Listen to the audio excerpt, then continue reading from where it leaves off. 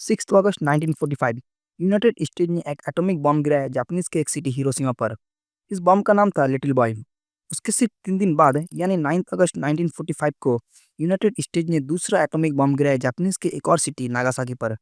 इस बम का code name था फैटमैन और ये लिटिल बॉय के कंपैरिजन में ज़्यादा एफिशिएंट था। हिरोशिमा पर गिराया गया बम लिटिल बॉय कंटेन करता था 64 किलोग्राम्स ऑफ एनरिच्ड यूरेनियम 235 जो approx 15 kiloton blast energy generate कर सकता है। लेकिन फैटमैन जो कि नागासाकी पर गिराया गया था उसमें सिर्फ 6.4 किलोग्राम्स ऑफ प्लूटोनियम 239 था। फिर भी उसने 21 किलोटन तक की ब्लास्ट एनर्जी प्रोड्यूस किया। इसका मतलब यह है कि फैटमैन लिटिल बॉय से लगभग 3 गुना ज़्यादा पावरफुल और एफिशिएंट था। फैटमैन को बनाया गया था लॉस एलामोस लेबोरेटरी में मैनहट्टन प्रोजेक्ट के दौरान। इस प्रोजेक्ट का डायरेक्टर था रॉबर्ट ओपेनहाइमर, जिसे आज भी फादर ऑफ एटॉमिक बॉम्ब के नाम से जाना जाता है। फैटमैन की लेंथ थी 128 इंचेस और डायमीटर था 60 इंचेस। इसका टोटल वेट था लगभग 10,300 पाउंड। एक इंसान के कंपैरिजन में ये बम काफ़ी बड़ा था। फैटमैन का कोड था एक प्लूटोनियम स्फीयर जो साइज में एक फुटबॉल जैसा था। ये सिर्फ 6.4 केजी का था, लेकिन इसने इतना बड़ा एक्सप्लोजन क्रिएट किया कि आप सोच भी नहीं सकते। प्लूटोनियम एक रेडियोएक्टिव मेटल है जो 1940 में डिस्कवर हुआ था।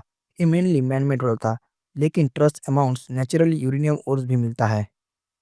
इस प्लूटोनियम स्फीयर को सराउंड करता है एक्सप्लोसिव लेंसेज जो एक स्पेशल स्पेड एक्सप्लोसिव चार्ज होता है 60% आरडीएक्स और 40% टीएनटी से बना हुआ। बॉम्ब में लगा होता है 32 ब्रिजवेयर डेटोनेटर्स जो एक साथ स्पार्क जनरेट करता है और सारे एक्सप्लोसिव को एक ही मूवमेंट में ब्लास्ट करता है। बॉम्ब के एक साइड में होता है 24 वोल्ट बैटरी जो कनेक्टेड होता है इंटरनल फ्यूजिंग सिस्टम से। 9 अगस्त 1945 की सुबह Boeing B-29 super fortress bomber take off करता है टाइनियन आइलैंड से। लेके जा रहा होता है फैटमैन बम को। बॉम्बर का प्राइमरी टारगेट था कोकारू सिटी, लेकिन वहां बादल और स्मोक होने की वजह से टारगेट क्लियर नहीं था, इसीलिए टारगेट को शिफ्ट कर दिया गया नागासाकी पर।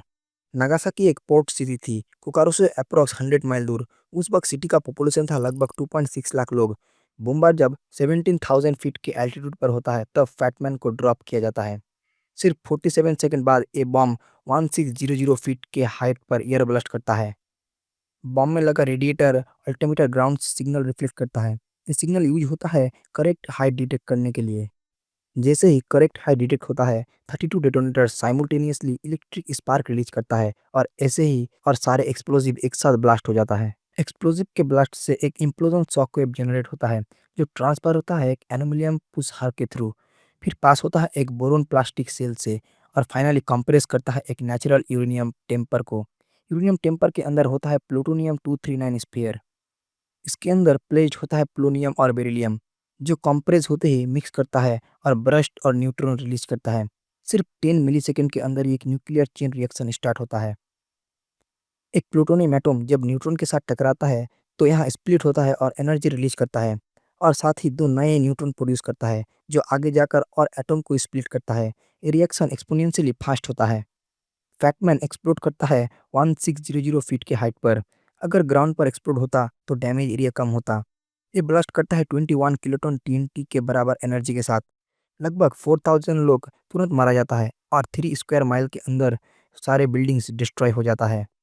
एक्सप्लोजन के एपिक सेंटर में थर्मल हीट इतनी ज़्यादा थी कि कुछ लोगों की बॉडीज तो इंस्टेंटली वेपोराइज हो गया था। डैमेज के 3 मेन सोर्स होता है ब्लस्ट, फायर और रेडिएशन। ब्लस्ट से होता है एक इंस्टेंट फायरबॉल। ये एक सुपर हीटेड ग्रोइंग गैस का स्पेयर होता है जो फायर स्टॉर्म क्रिएट करता है अप्रॉक्स 3.2 किलोमीटर एरिया में। अगर हम रेडिएशन की बात करें तो यहाँ मेनली 3 तरह के रेडिएशन होते हैं, alpha radiation, gamma radiation and beta radiation. अगर हम बात करें अल्फा रेडिएशन की तो ये थोड़ा कम डेंजरस है, बॉडी के बाहर से ब्लॉक हो जा सकता है, लेकिन बॉडी के अंदर अगर चला गया तो हार्मफुल हो सकता है। बीटा रेडिएशन स्किन तक पेनिट्रेटिंग करके बर्नस ए रेडिएशन डैमेज कर सकता है। गामा रेडिएशन ये रेडिएशन सबसे ज़्यादा डेंजरस है, बॉडी के अंदर तक पास कर सकता है और लॉन्ग टर्म इफेक्ट क्रिएट कर सकता है, जिससे कैंसर, हार्ट डिजीज और जीन म्यूटेशन।